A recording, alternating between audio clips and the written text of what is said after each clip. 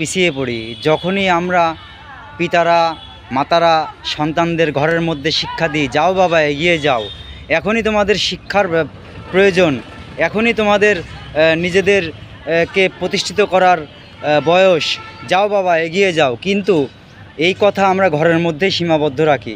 অথচ যখনই আমরা পিতা মাতারা বাইরে বেরিয়ে এসে সমাজের অবহেলিত মানুষদের পক্ষে কথা না বলি, যখনই সামনের পরে একটা অপরাধ দেখি চোখ বুজে চলে যায়, তখনই আমরা হতবাক হয়ে যাই যে আমরা নিজের সন্তানদের ঘরের শিক্ষা দিই, যাও বাবা এগিয়ে যাও, সন্তানদের শিক্ষা দিই যে তোমাদের নিজেদের প্রতিষ্ঠিত করো, নিজেদেরকে গড়ে তোলো, কিন্তু আমরা ঘরের বাইরে আমরা এইগুলো বলতে পারি না।